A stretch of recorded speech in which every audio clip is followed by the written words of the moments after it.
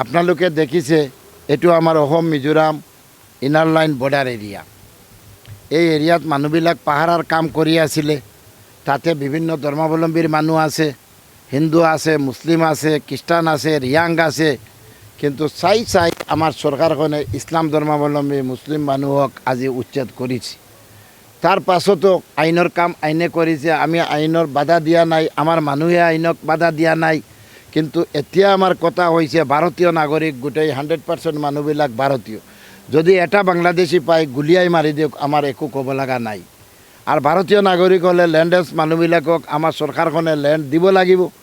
আমাৰ ইয়াত বহুত খালী লেণ্ড আছে, কাটিছলা চাৰ্কেলৰ আণ্ডাৰত বহুত খালী চৰকাৰী লেণ্ড আছে। এই লেণ্ডত প্ৰত্যেক ফেমিলিক 1 বিঘা 2 বিঘা কৰি যিমান দিয়ে চৰকাৰখনে দিব লাগিব। এতিয়া মানুহবিলাক কেম্প বনাই মই ৰাখিম, দুখীয়া মানুহ গৰীব মানুহ এইবিলাকে বৰ্ডাৰত আমাৰ লেণ্ডটো পাহাৰা দি আছিলে।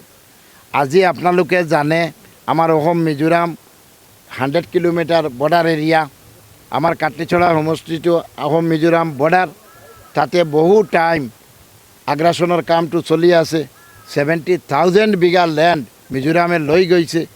আজি যিটো উচ্ছেদ পৰ্ব চলি আছে আপোনালোকে দেখিব, তাৰ পাছত মিজোৰামে এইটো আগ্ৰাসন কৰিব।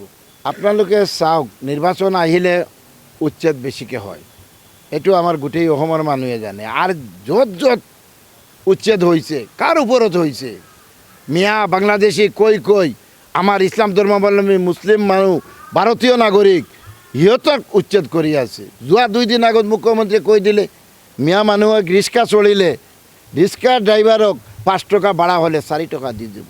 এজন মুখ্যমন্ত্ৰীয়ে যদি এনেকুৱা কথা কয় ৰাইজৰ মুৰব্বী হৈ, তেতিয়াহ'লে ৰাইজ ক'ত যাব?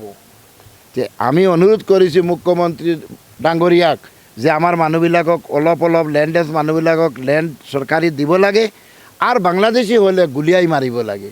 আৰু মিজোৰামে এই যিটো লেণ্ড আজি উচ্ছেদ হৈ ফৰেষ্ট ৰিজাৰ্ভৰ নামত আহি আছে, এই লেণ্ডটো যিকোনো অৱস্থাত হাতত ৰাখিব লাগে। যে এইটো যদি মিজোৰামে আগ্ৰাসন কৰে তেনেহ'লে এইটো বহুত ডাঙৰ লাজৰ কথা হ'ব, এইটো হিষ্ট্ৰী হৈ যাব।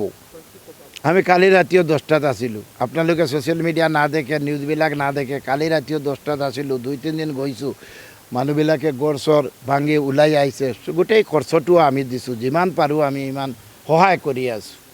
আজি আপুনি এই সন্দেহযুক্ত নাগৰিক কৈছে, আমাৰ মুখ্যমন্ত্ৰীয়ে এই অসমখন বাংলাদেশী মানুহ লৈ চৰকাৰ চলাই আছে নি? এজন বাংলাদেশী থাকিলে ওলাই দিয়ক। হাৰাশাস্তিটো সদায় কৰি আছে বাংলাদেশী নাম লৈ, কিন্তু বাংলাদেশী ক'ত আছে ওলাই দিয়ক না। আমাৰ সমষ্টিত যদি আমাৰ জিলাখনত যদি এজন থাকে ওলাই দিয়ক।